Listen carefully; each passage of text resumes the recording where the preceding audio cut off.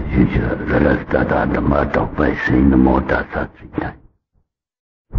Namo Tassa Bhagavato Arahato Sama Sambuddhassa. Namo Tassa Bhagavato Arahato Sama Sambuddhassa. Namo Tassa Bhagavato Arahato Sama Sambuddhassa.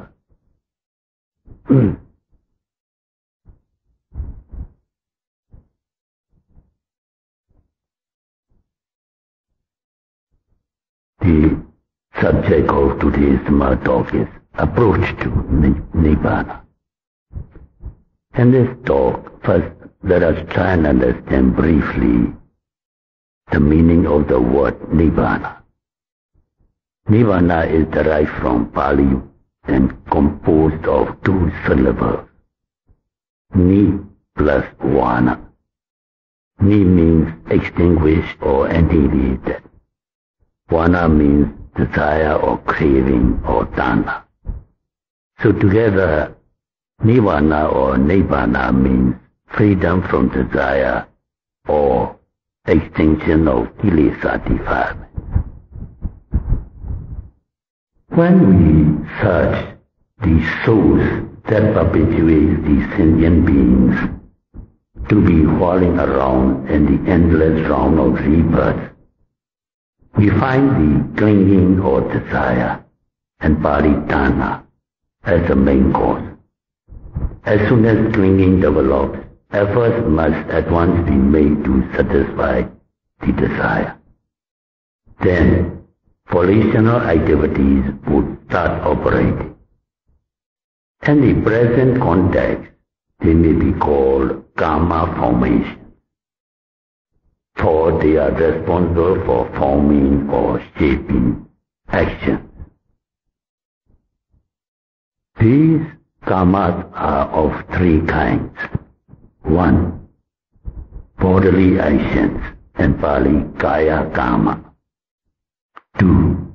Verbal actions, vaci karma. 3. Mental activities, mano karma. Apart from the period they are in sound sleep, all the sentient beings are preoccupied with one of these 3 activities all the time. Even when the body is at rest, one is verbally silent.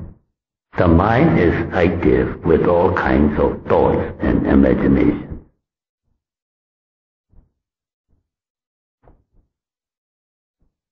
Dependent on these karma formations, there arises mind and matter aggregates, nama and rupa. These resultant mental and physical aggregates are invariably marked by the 3 characteristics of anicca or impermanence, dukkha or unsatisfactoriness, and anatta or egolessness. As stated above, all sentient beings arise in the forms of mental and physical aggregates with these 3 inherent characteristics, dependent on karma formations, conditioned by craving or desire, dana.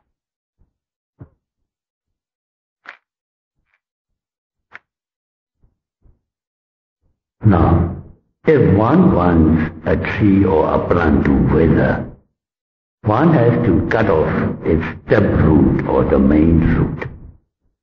So also when one wishes to cease the endless cycle of suffering, one has to eradicate the craving or dana, which is the chief root of suffering and of the ever-continuing cycle of rebirth. Again, when one traces the source of craving or dana, one finds ignorance or avijja as its originator. Avijja, ignorance, unknowing is synonymous with delusion. In literal sense, it is moha citasika, It is the primary root of all evil and suffering in the world, veiling man's mental eyes and preventing him from seeing the true nature of things.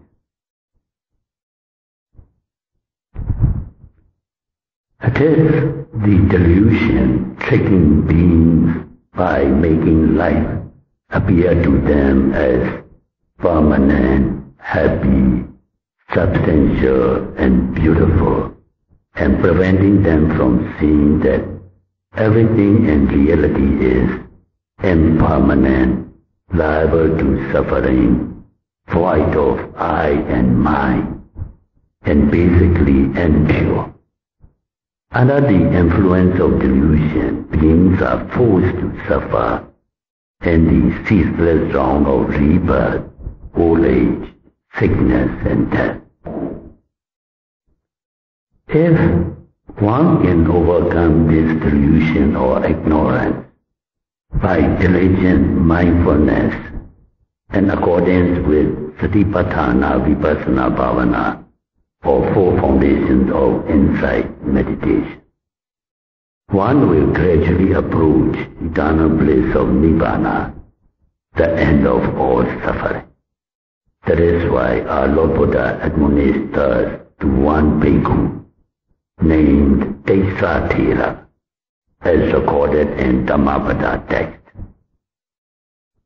Buddha said, O monk, Yoga Vajra Bhikkhu, meaning a meditator bent on achieving spiritual progress, must indulge in appamada dhamma, that is, diligent mindfulness. They should see the pamada dhamma or heedlessness as great danger. Prompted by such right view, if one devote oneself in the practice of samatha and vipassana meditation, one can gradually develop various stages of magga and phala, path and fruition, thereby approaching Nibbana, free from the dana or craving, the root cause of suffering. Bhikkhu Tesathera, by making good use of mindfulness, appamada dhamma, contemplated most earnestly on all physical and mental phenomena while sitting, standing, walking, lying down, and daily activity. He was so fully engrossed in Satipatthana Vipassana Bhavana, or four foundations of mindfulness. His mind was cleansed of all mental defilements or kilesas, and he attained step by step all the four stages of magga and phala, that is, path and fruition, and he became an arhat, free from the kilesas, the cause of all suffering. So may our meditators also be able to indulge in appamada dhamma, diligent mindfulness, and realize Nibbana, the peaceful end of all suffering.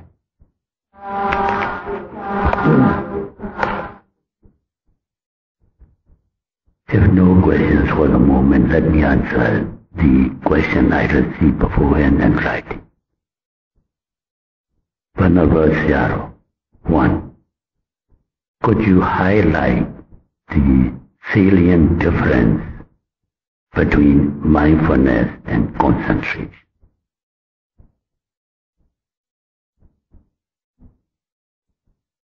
This is very befitting with today's talk.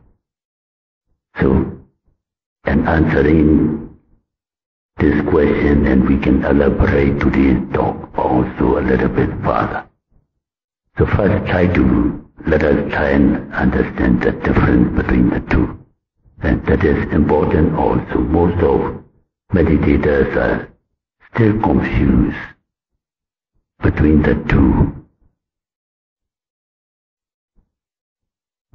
Concentration and mindfulness, or mindfulness and concentration. Mindfulness, Pali word is sati. concentration is samadhi. Mindfulness, as the word suggests, mindful means mind is fully active, or mind is full in its awareness. So that's why it is translated as mindful, sati. For today's talk is apamada. Apamada, is negative prefix. Pamada means forgetfulness or heedlessness. Apamada means vigilant, mindfulness, same thing. Only the words are different. To be mindful means one is vigilant, to be aware or fully understand anything that the mind is observing as object. So please pay serious attention and try to understand it, because it is important in your practice. So then, because, and as have been repeatedly said, most of the speakers about the Dhamma talks and the books written, they themselves seem to be confused between the two and describing concentration or mindfulness at discriminate manner, so the reader is usually confused. So mindfulness or sati, as the word suggests, mind must be fully active or fully aware or fully observe to understand or to recognize or to know everything about the object the mind is examining or observing, or whatever you use the word, contemplating or meditating or pondering. Many words they use. But we must stick to the truth and the essence of the meaning.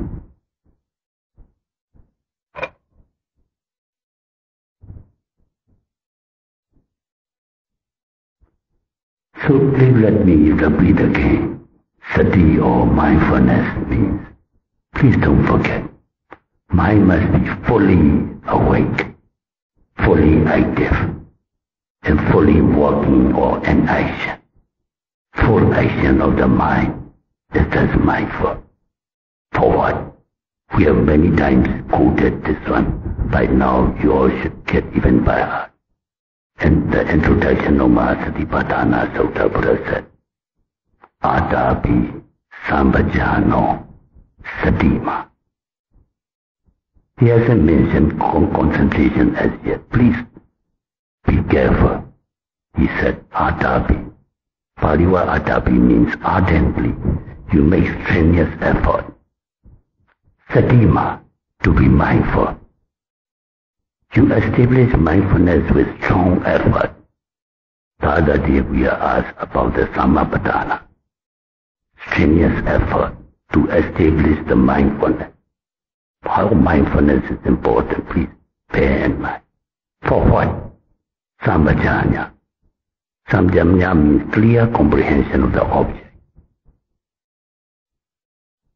These are the spiritual qualities we have to make use of in meditation. So please remember, mindfulness means mind must be fully active. You must make effort, atapi. Make strenuous effort to be vigilant, to be wakeful, to be aware, or to observe everything that you can get information. Or mind must be fully awake or fully in action. That is mindful. For what? Sambhajanya, to clearly comprehend your object of noting. So that is the salient feature of mindfulness.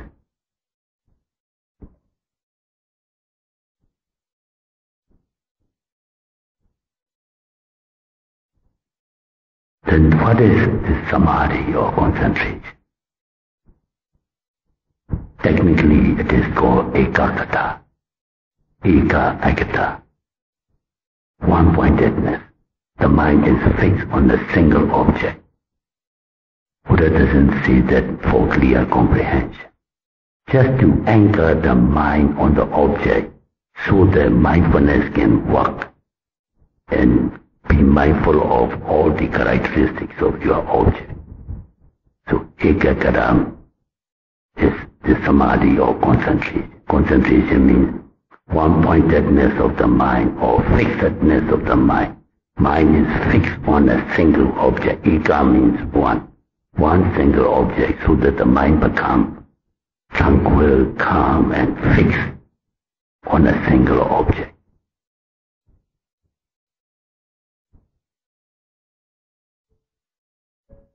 So, please remember that concentration or samadhi means ekagara, fixedness of the mind on a single object. So what is the purpose?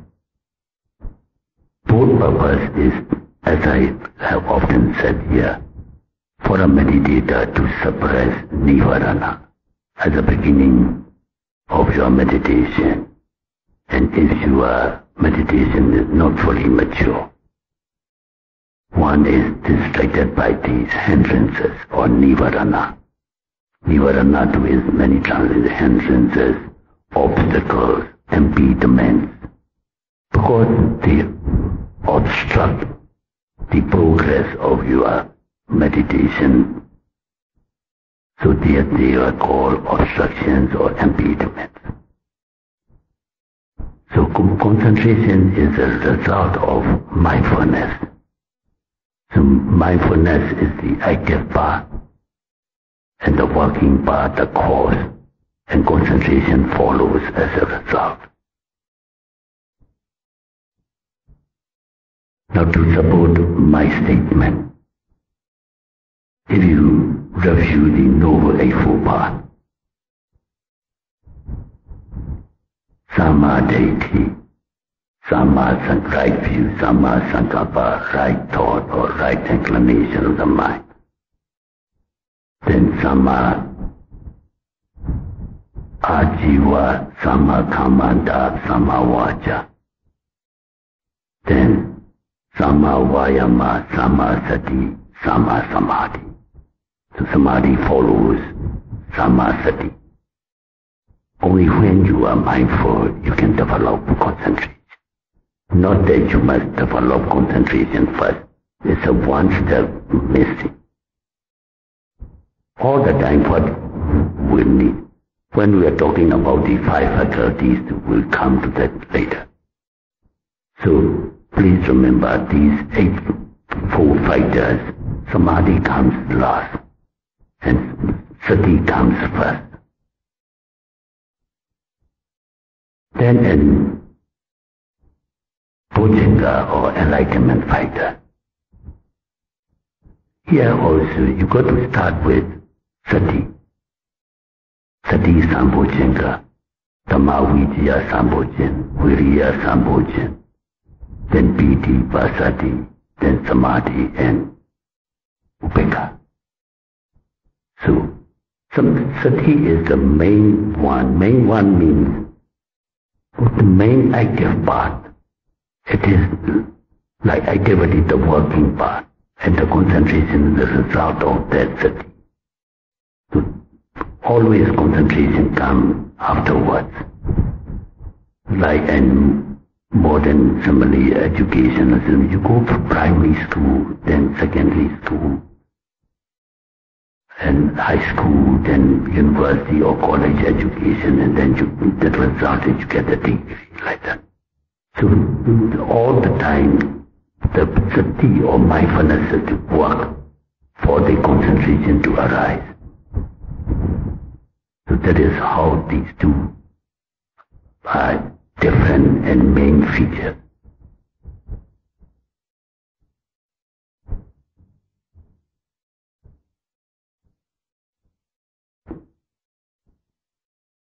Then, if you study about Bodhipakya Dhamma, same thing.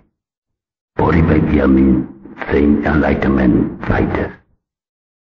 There are five faculties and five phala. Pala means strength or power of the mind. Sada, Viriya, Sati, Samadhi, Panya.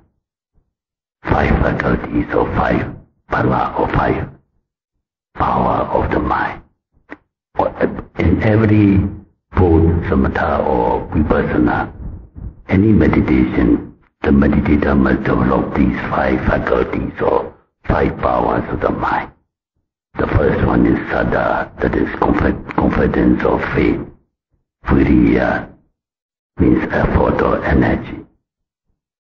And the middle one is sati or mindfulness. Then comes samadhi or concentration, and wisdom or panya. So the first 3, sada, viriya and sati is the working part, and concentration and wisdom arise as a result of this mindfulness. So you can just imagine how important to be mindful is.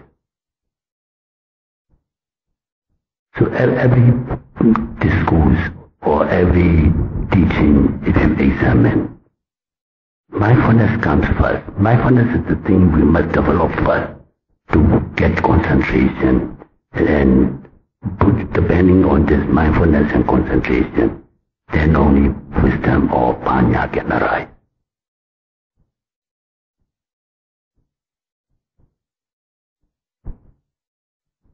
I hope you all have a chance to listen to this balance of faculties. We have many times given a talk here.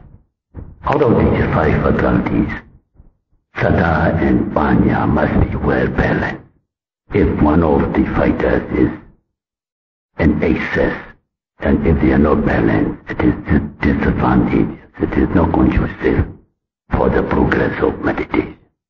So sada and panya must be well balanced. Then viriya and samadhi must be well balanced. If viriya is in excess, then one becomes restless. Odija koguja, nivarana will arise.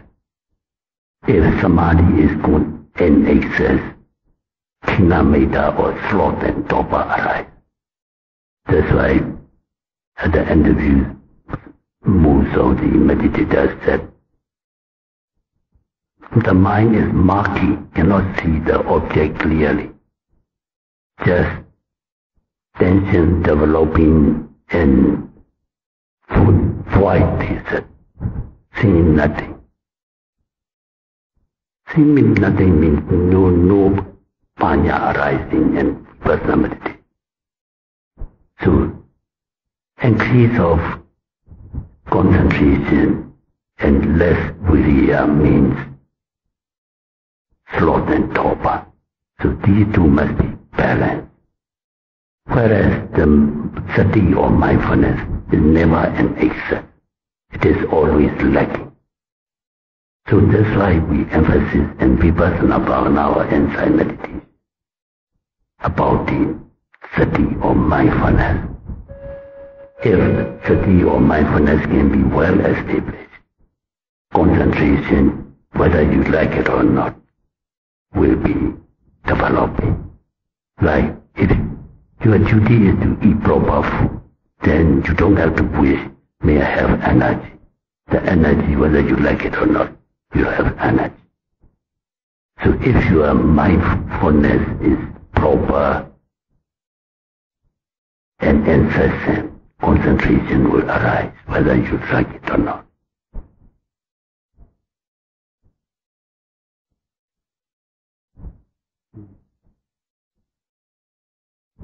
Up till now I am talking about this vipassana bhavana or insight meditation. But please take a note of my word. I said any type of meditation, these faculties must be developed, means we must begin with mindfulness.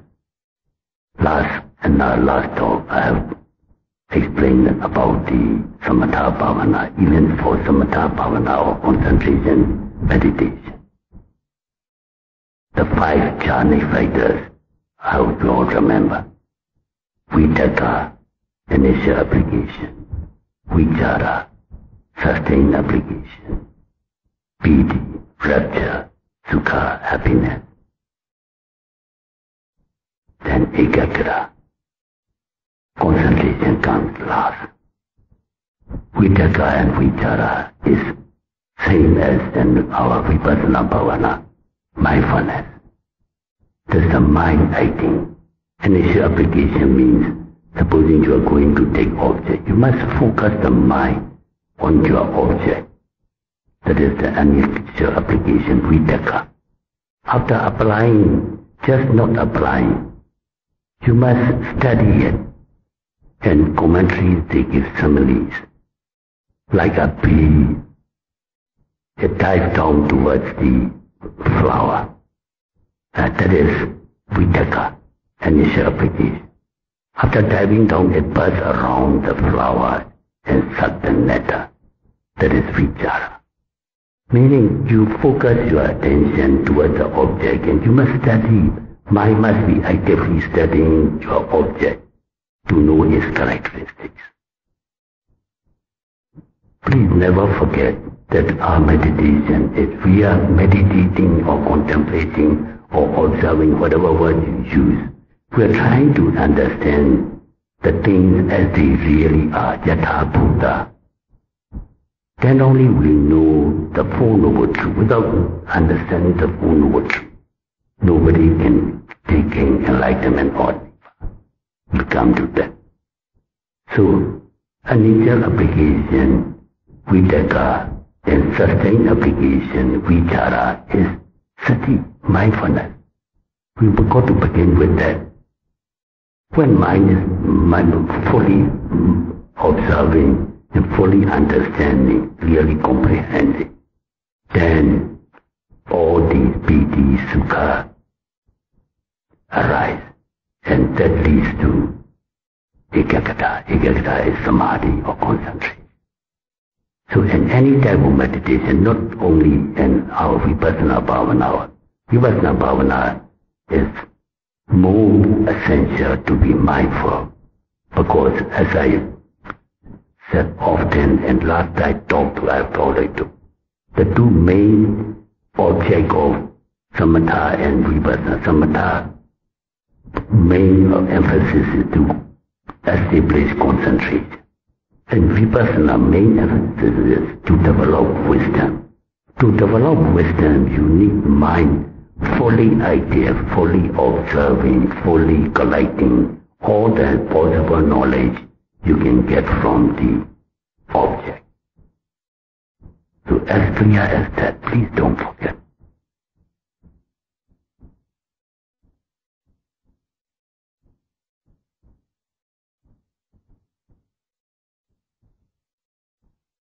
And I thought, while I'm giving the answer I already mentioned, even this vitakka vichara, because mind is actively investigating, it is not conducive to develop apana samadhi. That's why, one by one, these has to be eliminated by making determination and samatha meditation. And in your mind, you think of the fault of this vitakka and vichara, because their mind is active, not conducive to calmness or ekaggata. So the person who wants to establish strong or deep concentration, they thought of this fault of these jhanic factors and they had to eliminate it in their meditation. Even piti is delightful and that too is emotional excitement. Even sukha actually is a vedana fighter, feeling fighter. Not so exciting, but to develop fourth jhana, this sukha has to be substituted by equanimity, vibha. Last night I've already explained.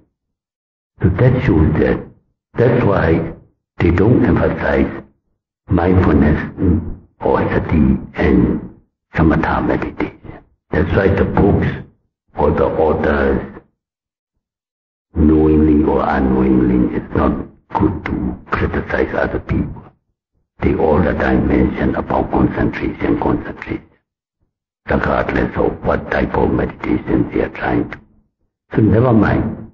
Don't let these talks or books influence you. If you understand the basic idea, or as the question says, salient features of these, nothing to be confused. What's your aim and ambition? Aim and object. If your aim and object is to attain Nibbana, deliverance from all suffering, you work this way step by step. You make effort to be mindful. Never forget these three words. Adapi, Sambhajano, Satima, Pali word. Adapi, ardently make effort. Satima, to be mindful, forward. Sambhajano, to clearly comprehend your object.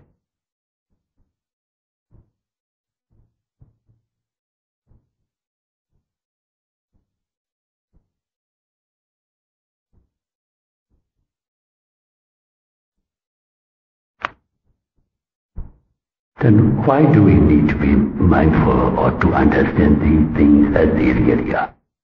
As I just now said, if our aspiration is to gain Nibbana, to gain Nibbana means you must get enlightenment. And this is what enlightenment do. You find in many books, some translate their own way.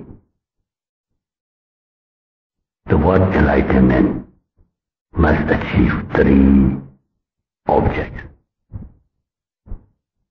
One, enlightenment means at the time of enlightenment, one realizes full noble truth, one penetratingly realizes. Realize means full noble truth, as you know, noble truth of suffering. This must be fully understood. Samajanya means to fully understand. Fully means not just theoretical knowing. By mentally, intellectually, cannot be erased from the mind. You are firmly grasp the truth of this suffering. So the first noble truth must be firmly realized. And the second noble truth, samudaya satya, cause, must be abandoned or eliminated. And nirodha satya, the cessation of suffering, must be established, that is Nibbana.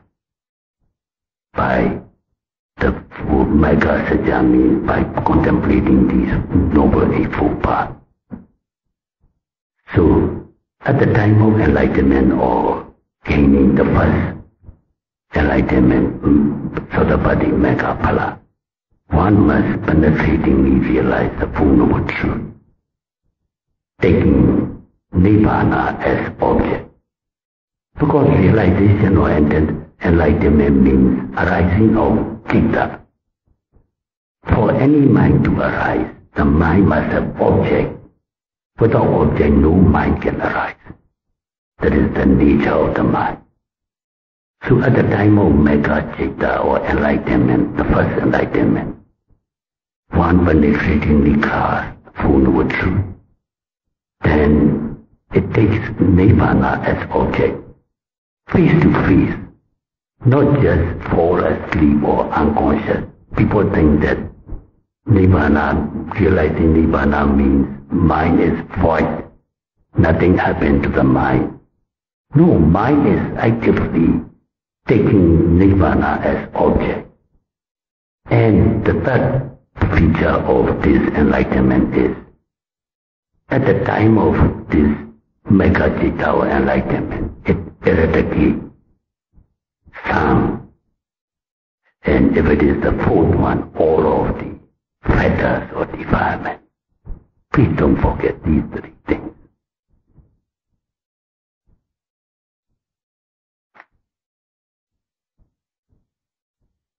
Now, let us review our theoretical guidance. Dhammacakkappavattana Sutta, the turning of the wheel. Noble truth of suffering, dukkha satya. Buddha first expounded the gross sufferings. Jati dukkha, jara dukkha, vyadi dukkha, marana dukkha, abhiyehi sambhyogo dukkha, biyehi vaibhyogo dukkha. Jambaija nalabati dambi dukkha, meaning birth is suffering, aging is suffering, sickness is suffering, death is suffering. To be parted with loved one is suffering. To associate with unpleasant objects and persons is suffering. And not to get what we want, or we wish to get what we cannot get, and these are suffering. We lay out the gross suffering. This is easy to understand because everybody once or many times in a lifetime we encounter these suffering. And in conclusion he said, Sankhidena Panchupara Nakata Dukkha. Concisely, briefly speaking, these 5 aggregates of clinging that we've been all the time mentioning to you. Rupa-khanda, this physical body, Vedana-khanda, feelings and sensations, Sanya-khanda, perception, Sankhara-khanda, volition or intentions, and Vijnana-khanda. Buddha says Sankhidena, briefly speaking, because all these gross, unwanted experiences, we get it because of these 5 aggregates, because you experience with that. All these sufferings that we experience with these 5 aggregates. So the 5 aggregates are the cause of suffering. That's why Buddha said, Sankhidena Panchupara Nakata.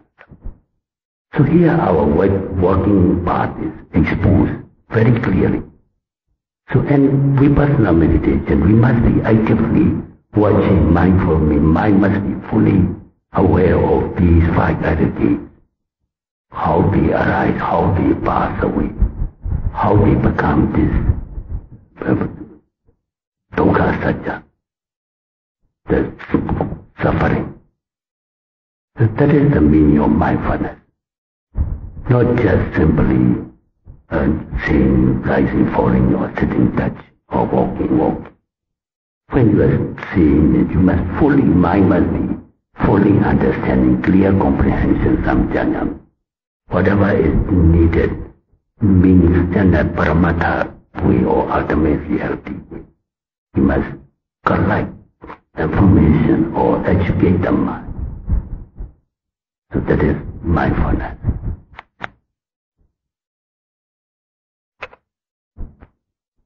How to clearly comprehend, we have many times explained in these talks.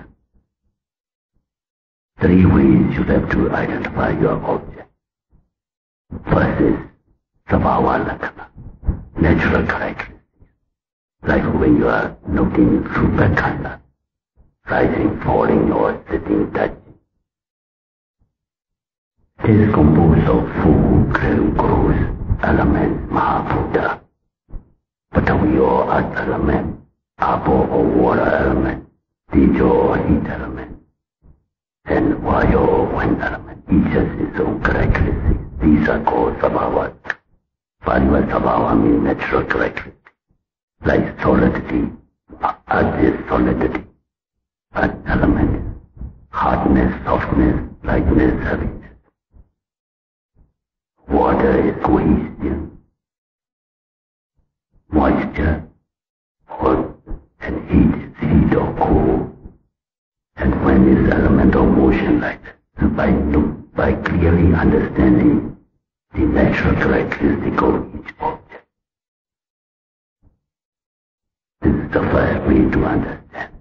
Then any phenomena has 3 phases. It's the beginning, Ovada, then middle phase, Titi, then dissolution. Banga, like if you're noting sound is more easier to understand.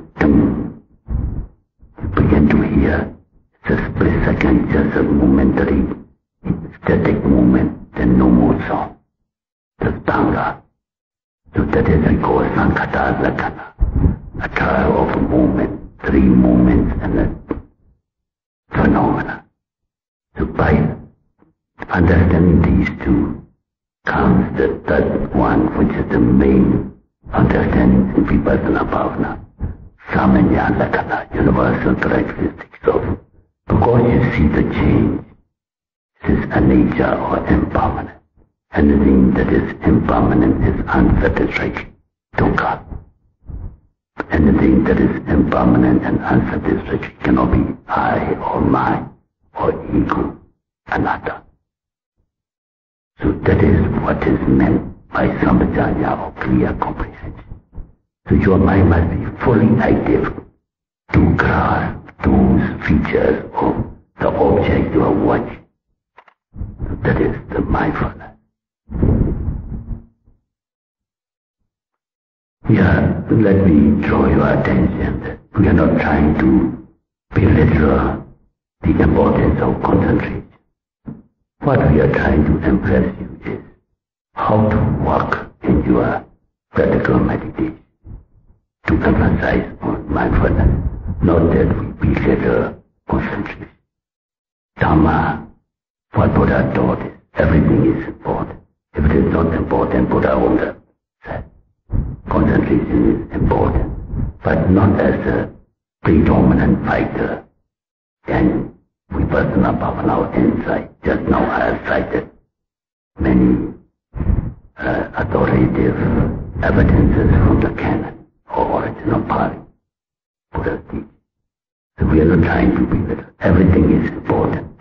Like our a hand contains 5 fingers. We cannot see this finger is not important, that finger is not. All 5 are important for proper function. If one is missing, very difficult to function. So for proper progress, you need to develop. But you cannot develop concentration first without being mindful. That's why, and this is one reason. Another reason is just now I've taken pains to explain why mindfulness is to be emphasized in Vipassana Bhavana, because you have to understand concentration means mind is fixed on a single object. Mind is immovable. It cannot penetrate the object or study or cannot be fully awake. So what we need concentration in Vipassana Bhavana is what we call momentary concentration. If you want to practice samatha alone, of course, you need strong concentration. And in my last talk, I have already explained how to establish access concentration into Appana Samadhi. But in Vipassana, if you go to Appana Samadhi, it is said you must emerge out of that concentration. Meaning you must come out of meaning, you must eliminate that deep concentration so that the mind can actively observe and study your object, penetrate object. Please understand clearly.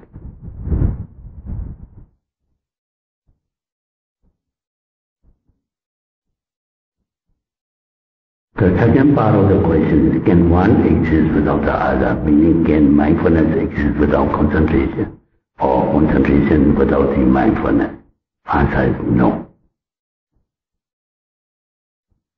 If you have fundamental knowledge of Abhidhamma, no phenomena can exist alone.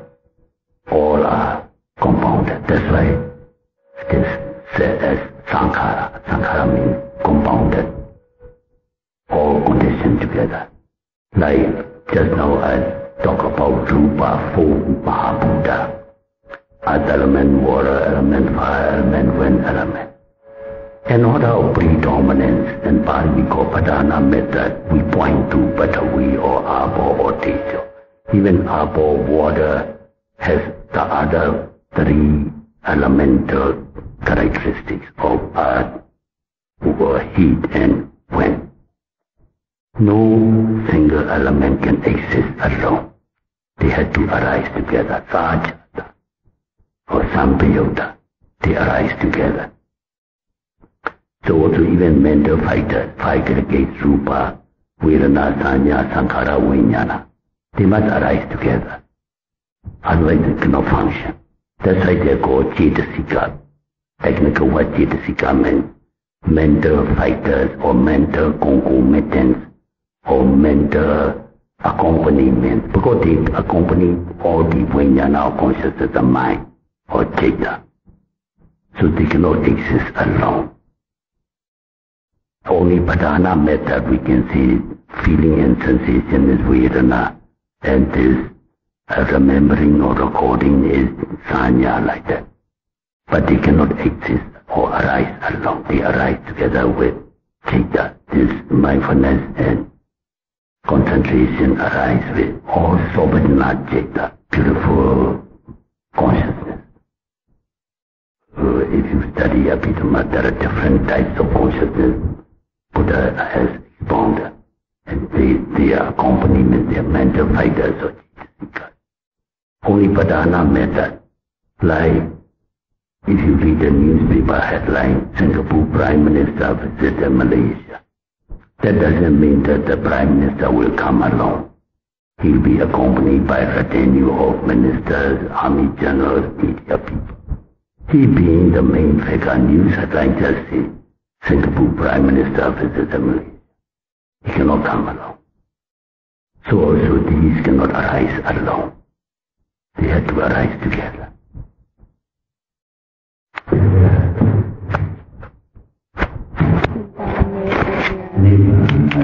Nibbana Pachayo Hotu Idame Punyam Sabbasakanam Dema Sadhu Sadhu Sadhu.